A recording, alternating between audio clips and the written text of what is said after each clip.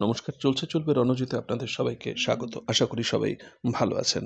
দেখুন, বন্যা, টুডু, নিরাপদ ও সর্দাররা যেভাবে মাটি কামড়ে পড়ে রয়েছে এবং গ্রাম বাংলার এক প্রান্ত থেকে আরেক প্রান্তে ছুটে বেড়াচ্ছে মোটে মজুর, বর্গাদার, যারা জমিতে ভাগ চাষি, তাদের পাশে প্রতিদিন যেভাবে দাঁড়িয়ে লড়াই আন্দোলনে নেতৃত্ব দিচ্ছেন এবং প্রান্তিক শ্রেণীর মানুষের মুখে হাসি ফোটাচ্ছেন, সেটা কিন্তু সারা বাংলা দেখছে এবং এই কারণে বিরোধীরা কিন্তু বেশ বড় রকমের বিপর্যয়ের আশা করছে সামনের নির্বাচনে।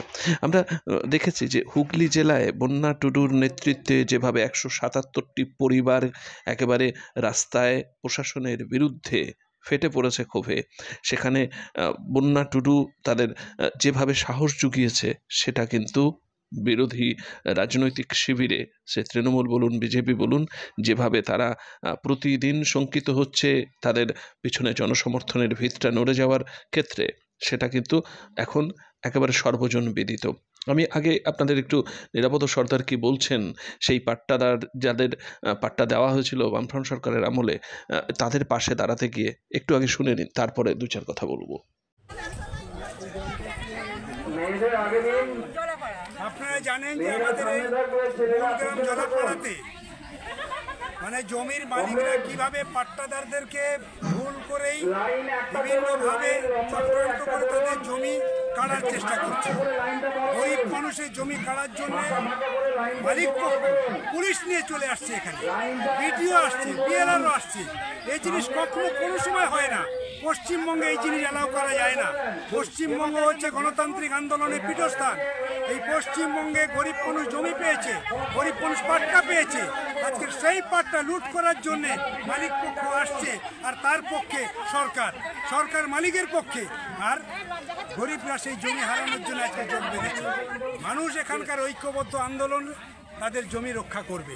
আমরা গরিবদের সঙ্গে আছি, আমরা পাট্টাদারদের সঙ্গে আছি, আমরা বর্গাদারদের সঙ্গে আছি। এই জমি কখনো আমরা হাতছাড়া হতে দেব না। এটা হচ্ছে তাদের অধিকার। এই অধিকার কখনো আমরা কাটতে দেব না। সেই অধিকার রক্ষার প্রশ্নে আজকের সারা ভারত ক্ষেত মজুর ইউনিয়ন, দেখেছেন আমাদের জেলা কমিটির সেক্রেটারি সে প্রথম দিন থেকে এখানে আছেন।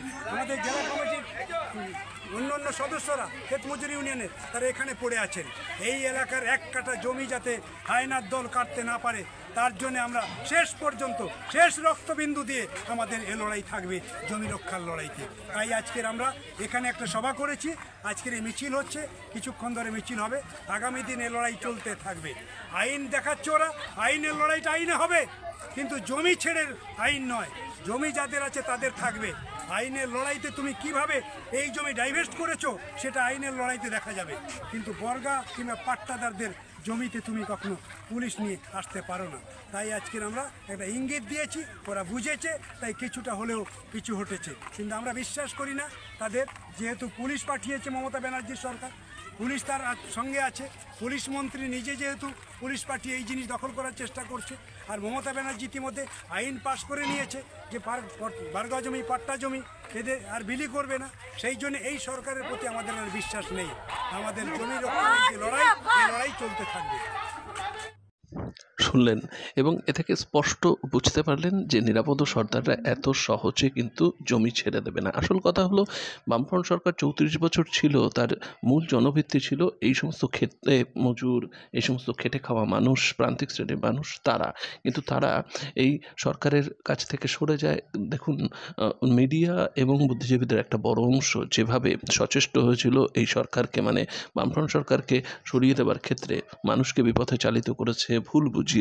নন্দীগ্রাম বলুন, সিঙ্গুর বলুন, সেই সমস্ত যখন আন্দোলন হয়, আপনি ভাবুন যে প্রত্যেকটা জায়গায় সাধারণ এই পশ্চিমবঙ্গবাসীর জন্য যারা পড়াশোনা করছে, পড়াশোনার শেষে কর্মসংস্থান, উপযুক্ত কর্মসংস্থানের জন্য এই শিল্প কলকারখানা প্রয়োজন। কৃষি আমাদের ভিত্তি, শিল্প আমাদের ভবিষ্যৎ, এটাকে সামনে রেখেই বুদ্ধদেব ভট্টাচার্য এতটা তিনি ব্যস্ত হয়েছিলেন, এতটা তিনি সদর্থক ভূমিকা গ্রহণ করেছিলেন, যাতে ভবিষ্যতে কিছু এই ছেলে মেয়েদের মুখে হাসি ফোটানো যায়। তো সেই জায়গা থেকে দেখা যাচ্ছে যে কোনো রকমভাবে আর এই তৃণমূল সরকার ছেলে মেয়েদের ভুল বোঝাতে পারছে না, প্রান্তিক শ্রেণীর মানুষদের ভুল বোঝাতে পারছে না, মুঠে মজুর, ক্ষেত মজুর, শ্রমিক কাউকে ভুল বোঝাতে পারছে না।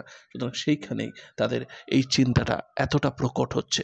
আমরা প্রতিদিন দেখছি এইভাবে প্রান্তিক শ্রেণীর মানুষ, খেটে খাওয়া মানুষ লাল ঝান্ডার নিচে এসে জড়ো হচ্ছে এবং প্রত্যেকটা মিটিং, মিছিল, সভা সমিতি, কর্মসূচিতে ভিড় বাড়াচ্ছে।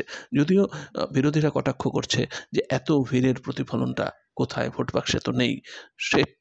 এটা সত্যি, কিন্তু আগামী ভবিষ্যতে এটা যে নিশ্চিত হতে চলেছে সেই ইঙ্গিত কিন্তু পাওয়া যাচ্ছে ইতিমধ্যেই, এবং এই কারণেই এক শ্রেণীর মিডিয়াকে লাগিয়েছে এই বামফ্রন্ট সরকারের বিরুদ্ধে বা সিপিআইএমের বিরুদ্ধে লাগাতার প্রচার আন্দোলনের জন্য। আপনারা সেটা দেখতে পাচ্ছেন, ঘৃণ্য, জঘন্য যা ভূমিকা গ্রহণ করছে মেইনস্ট্রিম মিডিয়া। যাই হোক, এরকম প্রতিবেদন আপনাদের জন্য আমরা বারে বারে তুলে আনবো। আপনাদের চোখ থাকুক, চলবে রণজিতের উপর। ধন্যবাদ।